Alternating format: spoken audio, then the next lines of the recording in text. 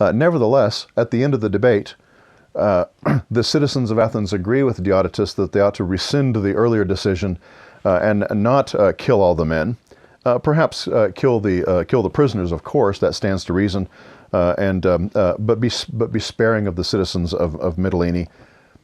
And so they changed their minds. But remember, hours have passed since the trireme has been sent across the Aegean northeast to the city. So Thucydides says, another trireme was at once sent off in haste for fear that the first might reach Lesbos in the interval, and the city be found destroyed, the first ship having about a day and a night's start.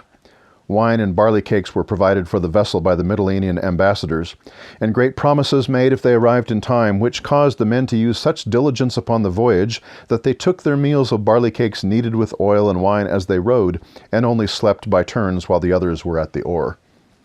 Luckily, they met with no contrary wind, and the first ship making no haste upon so horrid an errand, while the second pressed on in the manner described, the first arrived so little before them that Paces, the general in charge of the garrison at Mytilene, had only just time to read the decree and to prepare to execute the sentence when the second trireme puts into port and prevented the massacre. The danger of Mytilene had indeed been great. So as Thucydides tells the story, this is a very tense moment. It's exciting. The first trireme was sailing with bad news, and so they're not making any haste at all. The men are rather gloomy about the fact that they're carrying a message which will result in the death of an entire city of people.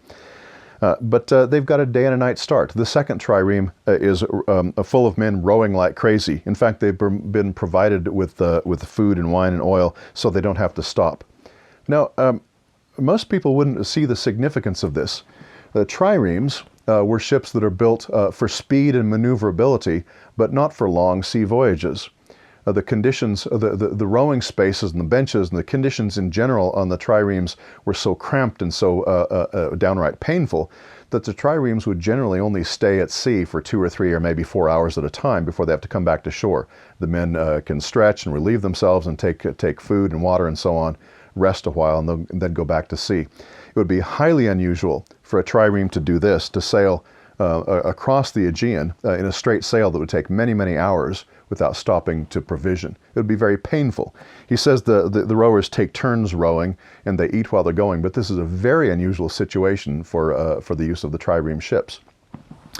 In fact, the Athenians, and this will figure in later events, the Athenians, because of the nature of the ship, which cannot carry large quantities of supplies, and is so cramped that men wouldn't want the ship to carry quantities of supplies, the Athenians built supply depots all along the coastline of the Mediterranean and elsewhere, along the coastline of the Aegean, but elsewhere in the Mediterranean, so that they would never be more than a couple hours sail from a supply stop.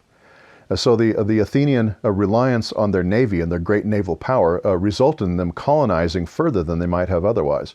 So there's supply depots all along the shore, but they don't stop at these in this event. One ship is taking its time, probably stopping at the supply depots as it slowly, sadly makes its way to Mytilene. The other ship is doing a very unusual thing, not stopping at all. So the men are probably in great pain by the time they get to Mytilene, which shows that they actually are eager to save the citizens there.